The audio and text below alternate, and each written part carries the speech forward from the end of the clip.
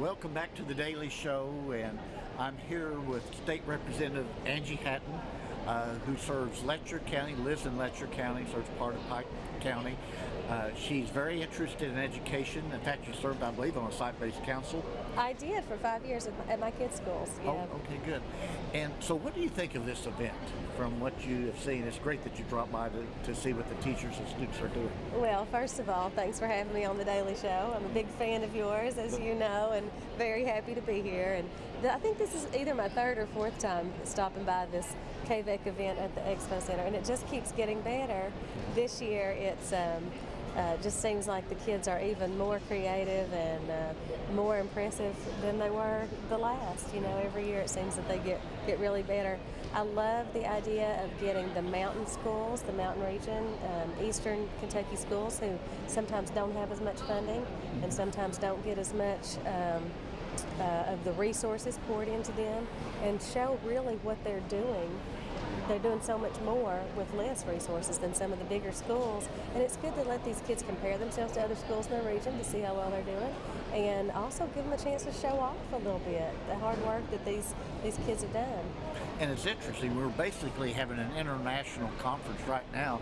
This is beamed out to almost every state in the union and around the world, and so in one time we had 15 countries and 48 states that watched the thing. So that's another example of what innovations and creative things are going on in Eastern Kentucky. I love it when the outside world notices that Eastern Kentucky has all kinds of good stuff going on too.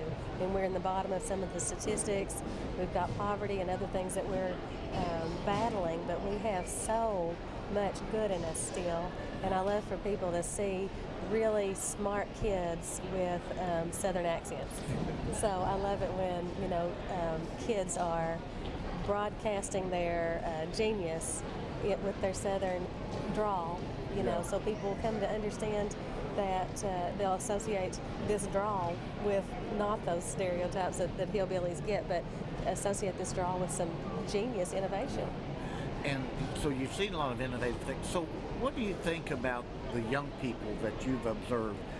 Is the future bright because of what are this new generation?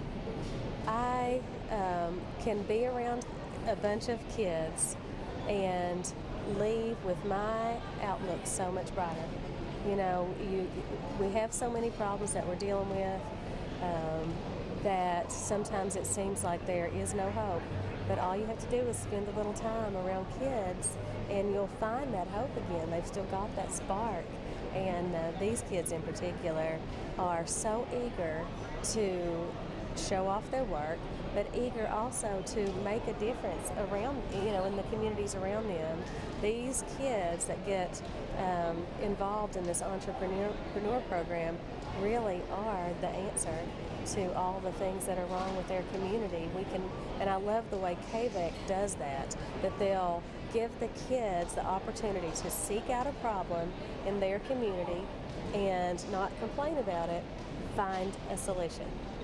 Yeah, and we talked about this earlier, but folks, you have to understand that the students, this new generation, they're more optimistic about the future than the rest of us.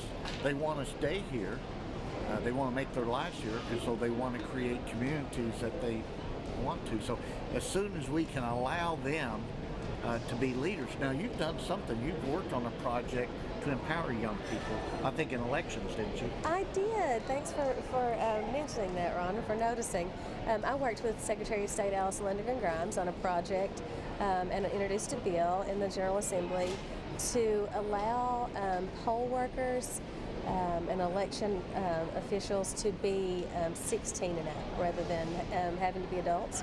Because for one thing, it will get the younger folks engaged. And for another thing, they're just more enthusiastic workers, who are very interested in the process. They want to learn about it. And, if we would allow them to get involved early, I think they'd stay involved in their political futures. Okay. Are there some other things that you're wanting to... Being in the General Assembly is not an easy job.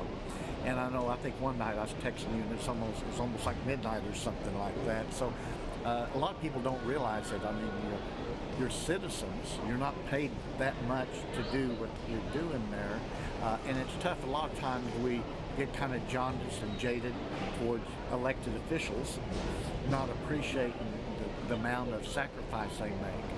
So we appreciate that. But is there something that you want to accomplish in the General Assembly in the time? You've been here 2 terms now. Well, I mean, my focus has been from the start making my home that I grew up in Eastern Kentucky a place that my kids can get their education and come back to and not feel like they're sacrificing anything. I want my kids to be proud of their home, and I want Eastern Kentucky to be a place we can all be proud of. So, I mean, there's the various issues, and I could just start naming the individual things that I'd like to accomplish around opioid addiction and better funding our schools and finding more economic development opportunities.